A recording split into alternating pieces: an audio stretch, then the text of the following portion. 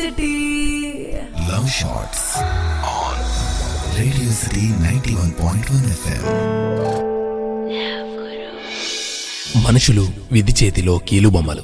భావాలకు కాలానికి వారు బందీలు. దగ్గర్లోని ప్రమాదాలను కూడా వారు పసిగట్టలేరు. జరగబోయేవి ఏమిటో అసలే తెలియదు. శ్రీకృష్ణుడు లాంటి అవతార పురుషులు మానవ రూపంలో ఉండి వర్తమానాన్ని దాటి భవిష్యత్తుకు అవసరమయ్యే ప్రణాళికలు వేసుకోగలిగేవారు. మనకు దివ్య శక్తులు లేకపోవచ్చు, కానీ ముందు ఆలోచన, ముందు చూపు ఉండాలి. ఓపిగ్గా మన పనులు సాధించుకోవడానికి దేవతలకున్నంత శక్తి మనకు ఉండాలని కోరుకోవాలి. భవిష్యత్తు గురించి ముందుగా ప్రణాళికలు వేసుకుని పనిచేసే సామర్థ్యం చాలామందికి ఉండదు. ఎందుకంటే మనం వర్తమానానికి బందీలం. పక్కనే ఉన్న ప్రమాదాలను, సంతోషాలను అధిగమించి పనిచెయ్యడం ఒక గొప్ప శక్తి. వెనక్కి తగ్గే స్వభావాన్ని విడిచిపెట్టాలి.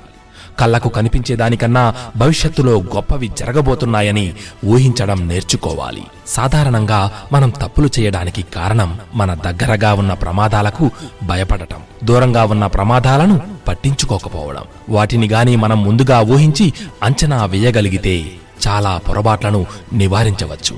ఒకవేళ అనుకోని ప్రమాదం ఏదైనా ఎదురైతే దాన్ని తెలివిగా మనకు అనుకూలంగా మార్చుకోవాలి. ఆంజనేయుడి తోకకు రావణుడు నిప్పు పెట్టాడు. లంకలోని రాక్షసులంతా తెగ ఆనందపడిపోయారు.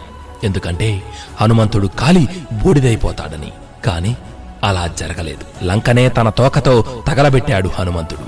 ప్రమాదాన్ని తనకు అవకాశంగా ఉపయోగించుకుని చరిత్రలో ఒక గొప్ప రసవత్తరమైన ఘట్టంగా మలిచాడు ఆయన. అసలైన శక్తి మనం చేసే పనుల్లో కన్నా ఇంకా చేయవలసిన పనుల్లోనే ఉంటుంది. పని చేసే ముందు వివరంగా ఒక ప్రణాళిక వేసుకోవాలి. అస్పష్టంగా వేసుకున్న ప్రణాళికలు ఉంటే గింటే అవి మనకు సమస్యలు తెచ్చిపెట్టకుండా చూసుకోవాలి. స్పష్టత ఉంటే ఆందోళన, భయం ఉండవు. అందుకే ప్రణాళికను చివరిదాకా వేసుకోవాలి. వర్షాకాలం వల్ల శ్రీరాముడు విరామం తీసుకున్నాడు. గుహలో గడిపాడు. వానాకాలం దాటిన తరువాత లక్ష్మణుడు సుగ్రీవుడి వద్దకు వెళ్ళాడు. చేసిన వాగ్దానం గుర్తు చేశాడు.